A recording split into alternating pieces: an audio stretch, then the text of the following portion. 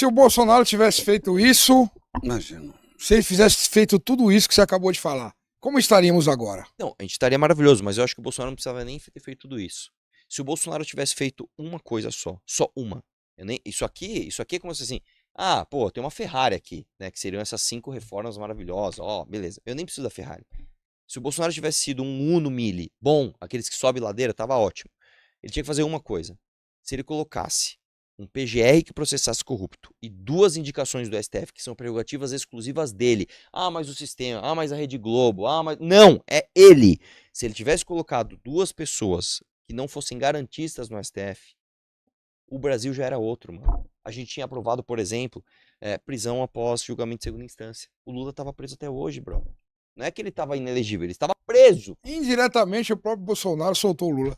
Não, diretamente, isso não é nem direto, cara. Uma ação dele colocou o Cássio Nunes que devolveu a elegibilidade do Lula. Mas o Lula estaria preso. Só que mais do que isso, todos os corruptos e todos os bandidos que vão falar isso aqui é várzea, e eu falo, não, não é mais várzea, cara. Fudeu, porque lá em cima colocaram 2, que depois vão ser mais, que não são garantistas. Isso abriu a porta pro Lula colocar o advogado dele e depois o Flávio Dino, irmão. Então é isso, bro. A nossa renovação de STF foi isso? Cássio Nunes, André Mendonça, Flávio Dino e Cristiano e Zanin? É isso? Então nós estamos fodidos. E aí, Alexandre? Arthur, deixa eu fazer uma consideração com você que eu acho que antes de todas essas reformas, nós temos um estado como o do Maranhão, aonde as pessoas que recebem auxílio superam os contribuintes. Na minha mediocridade existencial, de tudo que você apontou que são coisas gravíssimas e que precisam mudar, eu acho que isso é um ponto, eu não sei dos outros estados, mas os números do Maranhão são assustadores. Você não acha que isso deveria, em tese, ser um dos pontos principais? Porque como um estado sobrevive pagando benefício e não arrecadando, né? Não há caixa para isso. Se não há caixa, não há nada. Né? Você acha que há pelo seu conhecimento, há outros estados como o Maranhão, você não vê isso como um problema terrível nosso? Cara, aqui no Brasil é o seguinte, tem outros estados como... Há outros? Há outros. Se não me engano, Piauí é assim também. Ah. Se não me engano, Sergipe é assim também. Eu não lembro agora, mas tem vários estados do Brasil que você tem mais beneficiário do que trabalhador. E outra, alguns trabalhadores, quando vão trabalhar, ainda trabalham na informalidade. Então o cara, ainda que ele trabalha e não arrecada. Tá. Né? Porque a gente tem um país que tributa trabalho. Tá. Tem muito desemprego, tá? Vou te contratar, então vou te cobrar um imposto pra você contratar. Uhum. Pelo amor de Deus. Mas vamos lá. Auxílio no Brasil é um dos absurdos, né, que nós temos. Auxílio no Brasil, eu não vou falar que ele deveria ser inexistente. Se o cara tá morrendo de fome, ele precisa comer para depois ele poder trabalhar. Só que o auxílio no Brasil, primeiro lugar, ele deveria ser, a meu ver, ele só deveria ser dado com porta de saída. Esse é o primeiro ponto. Eu estou te dando esse auxílio de forma provisória e você tem uma porta de saída muito clara. Você tem que procurar emprego, você tem que estudar, você tem que fazer alguma coisa. Se você não fizer isso, você perde o auxílio. Então, primeira coisa, você só entra se você está vendo a saída. Primeiro. Dá-se um tempo para a pessoa se restabelecer. Primeira coisa. Tá legal. Segunda coisa, você não... Vamos lá. Se um cigarro faz mal para a saúde e a gente tem uma lei que proíbe a propaganda do cigarro porque ele estraga o sistema público de saúde, por que eu vou pegar algo que é orçamentário e fazer propaganda daquilo que é orçamentário? Então não tinha que ter propaganda de auxílio. Nem do governo e nem do beneficiário. Hoje nós temos vídeos de pessoas que vão no caixa eletrônico. Ah, recebi aqui o Bolsa Família 700, hein? Hoje tem, hein? Hoje nós vai gastar.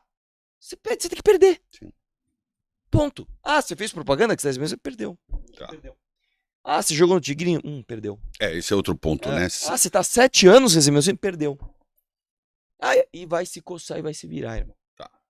Entendeu? Então eu sou absolutamente contra auxílio. Aí, só pra dar uma pimentinha aqui. Okay. Vamos lá, vamos que vai dar um corte bom aí. Quem foi o presidente que mais aumentou o auxílio no Brasil?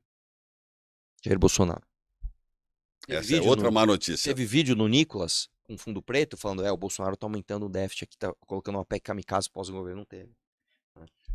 Uau. Então, você está falando do Bolsonaro, mas e o governo atual?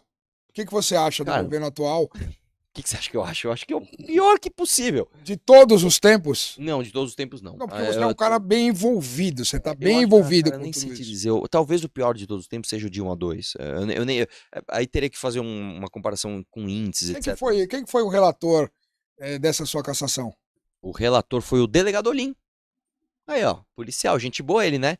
Doutor Dois dias Olim? antes, 2 Eu dias antes, entrevistei o doutor Olim. 2 dias Eu conheço antes, o doutor Olim. 2 dias antes ele tava comigo no telefone falando, irmão, vou segurar essa pra você, fica tranquilo. Fica tranquilo. Ô, Olim, pô, sério? Claro, imagina, o Cury não foi cassado, você não vai ser cassado. Claro, tamo junto, demorou. 2 dias depois ele foi lá apresentar minha cassação. Né? O mesmo delegado Olim, que inclusive depois foi no Vilela e assumiu. Falando, o Arthur só foi cassado porque ele não era amigo de ninguém. Porque o que ele fez não tinha problema. Ele mesmo falou isso, cara. Muito bem. Tobias, posso ler um superchat aqui? Fique à vontade. Fernanda, um beijo, Fê. Fica bem, vamos lá. Tem vários, né? Que são André, com todas as suas colocações, ponderações, tá, esse aqui já foi, vamos pro outro aqui, vamos pro de cima aqui.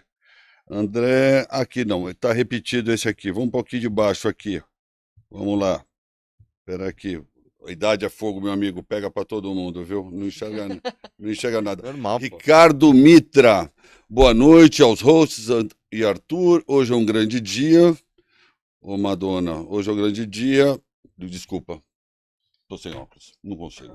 Vamos lá, então. Eu preciso ouvir, me perdoa. Imagina, Não cara, tô tá enxergando mais nada. Boa noite aos Rosses e Arthur. Hoje é um grande dia pro Arthur, vai deitar na cabeça. Já foi falado esse superchat? Já foi falado. É mesmo? E tem o do Fábio aqui, que também Então vai lá. falou do seu partido. A missão é inevitável. Sim. Então, assim, já estão botando toda essa energia como Arthur Duval como o salvador da pátria. Não. Já existe, não, mas já existe Não, vamos essa galera que... Conta nele, não, moço. Não, pera um pouquinho, Arthur. Essa galera, vamos pontuar, essa galera que você falou, que tá árdua, que quer mudar, que efetivamente, você pode ter certeza que ela pode aumentar, porque a gente também tem esse sentimento, cara, de verdade, do fundo do meu coração. A gente não quer passar pelo mundo e ver o que está acontecendo com o nosso Brasil tão amado. Aqui é um país maravilhoso.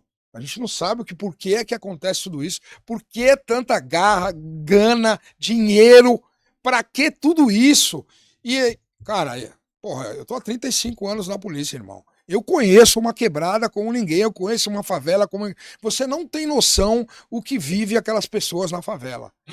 O sentimento que a gente tem é misericordioso, cara. Então, assim, aquele cara que chega lá levando uma cesta básica, pedindo um voto, entendeu? Sim. Isso contamina a favela inteira. Então, a favela... Como é que um cara lá de dentro vai ter oportunidade de ser alguém? Uma boa pergunta essa daí. Como é que um ser humano dentro de uma favela, se ele não for jogador de futebol e sair de lá... Hoje nem é mais isso, hoje é MC. Então, ou o MC, quer dizer, a gente percebe que o próprio partido, o PCC, financia esses caras. Oh, você sabe escrever uma letra? Vamos escrever, vamos cultuar.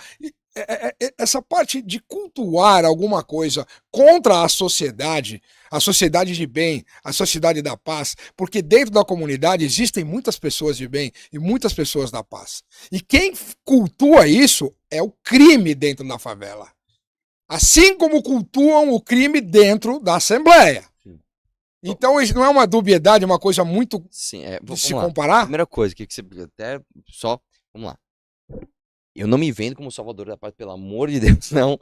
E uma outra coisa também, o partido, ele não é um partido personalista, tá? Eu acho que uma das coisas que o nosso grupo conseguiu, e é uma coisa bem bacana, é que nós não temos uma figura popular e as pessoas ficam orbitando essa popularidade, né? Como é o bolsonarismo ou como é até o próprio petismo, né? Tem o Lula e as pessoas orbitando ele.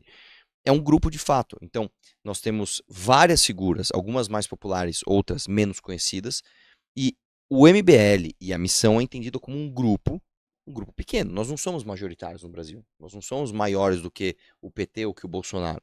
Mas um grupo de pessoas muito obcecadas em atingir um objetivo. Então, esse é o primeiro ponto. Segundo ponto que você colocou, né, que é... Pô, cara, às vezes o cara na favela ele recebe uma cesta básica e ele volta. Eu vou te dizer que às vezes não é nem na favela. Se você pega, por exemplo, você vai para o Amapá. Eu já vi isso. Você não tá numa região de comunidade. Eu vi isso numa região que asfaltado, rua com iluminação e tal. Eu vi isso. Um cara com um mercadinho de esquina, a cesta básica R$ 4,99. Mano, R$5 a cesta básica? O que é isso? Aí você vai pra... Não, mano, só que é o seguinte, velho. O cara não pode distribuir cesta básica de graça na véspera da eleição. Então ele faz uma promoção a R$5, né? Que ele não é o dono do bar, mas todo mundo... Do mercadinho, mas todo mundo sabe que é o mercadinho ligado ao fulano de tal. Então a galera pega a cesta básica e vota... Ah, entendi. Então a compra de voto no Brasil, ela tá muito, muito ligada a má qualidade do voto no Brasil, claro, e isso está muito ligado, inclusive, à não geração de classe média e às cidades muito pequenas. Então, a gente tem um fenômeno no Brasil, cara, que não tem nem a ver com direita e esquerda, tem a ver com o seguinte, aqui no Brasil nós temos muitas cidades muito pequenas, que a qualidade do voto é horrorosa, então o vereador, o prefeito desses lugares são pessoas asquerosas, às vezes o cara é analfabeto, ele não consegue nem ler e escrever, e ele tá lá, e ele geralmente faz parte de uma agremiação ou de um conluio político, de algum deputado ou senador local que pega emendas, leva lá, dá uma comprada de voto e isso se perpetua. Qual é a solução para isso? A solução não é simples. A solução não é, a gente vai chegar lá com conservadorismo e vai salvar essas pessoas. Não é isso. A solução é, nós precisamos gerar classe média no Brasil. Como que você, historicamente, no mundo, gerou classe média nos países? Com industrialização. Então, vamos lá. Hoje, você pega uma cidade como São Paulo. A maior parte da renda de São Paulo não vem de indústria, ela vem de serviços. Não, prestação de serviço é uma coisa boa? Claro que é. Só que para a estruturação de um país, esse discurso não cola. Então, é óbvio que você tem que ter o setor de serviços, é óbvio que você tem o setor agrário, que é o único que cresce no Brasil, mas nós não temos indústria. O Brasil é um país que ficou de fora das 5 revoluções industriais que nós tivemos e nós continuamos desindustrializando o Brasil. Nós estamos perdendo para o Paraguai, irmão. E eu ia tocar nesse assunto Você vai abrir uma indústria, você abre no Paraguai, os caras te dão incentivo de A Lacoste está no Paraguai. Então, quantas não estão? Lá você não tem essas leis trabalhistas ridículas, lá a energia, muitas vezes o governo fala assim, irmão, você vai pagar uma merda. Há um movimento migratório. É isso, velho. Eu quero que você venha aqui produzir. Então, como?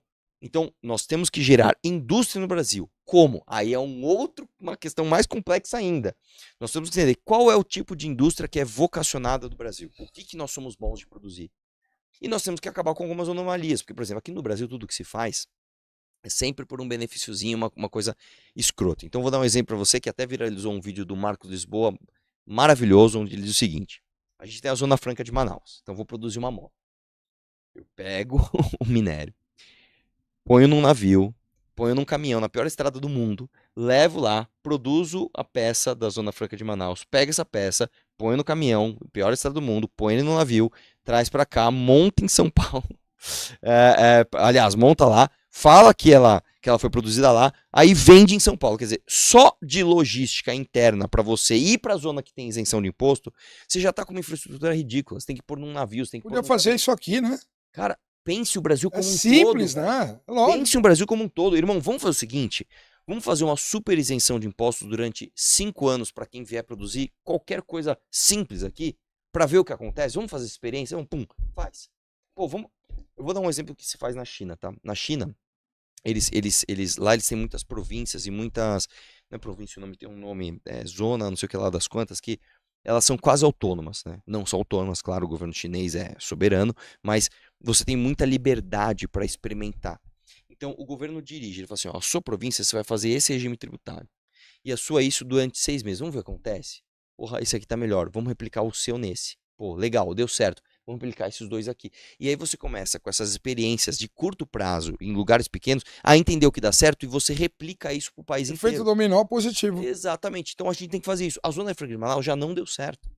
Então, já esquece. Foi uma experiência que não deu certo. Ah, entendi. Então nós temos que tributar todo mundo que tá lá. Não! Vamos pensar um novo modelo. Qual modelo? É o que a gente tem que discutir. Mas a gente tem que pensar num novo modelo. Outra coisa. Vamos falar coisas que o Brasil não explora. Já a gente falou de industrialização, tá? Vamos falar de serviços. Como é que você vai explorar turismo no Brasil se você tem esses índices de segurança? O Rio de Janeiro, o Rio de Janeiro, cidade maravilhosa. O Rio de Janeiro, se você pegar só Paris, tem mais turista em Paris do que no Brasil inteiro. Sem falar de Rio de Janeiro. Rio de Janeiro é uma fagulha perto do turismo mundial. Nós nem estamos no grande circuito de turismo mundial. Então, nós não vamos explorar serviço enquanto a gente não tiver classe média, a gente não vai ter classe média enquanto a gente não tiver indústria. Então, crie-se indústrias, crie-se classe média, melhore a condição de voto, crie-se uma lei penal para que você tenha segurança, explore o setor de serviços, inclusive de turismo, aí o país começa a andar.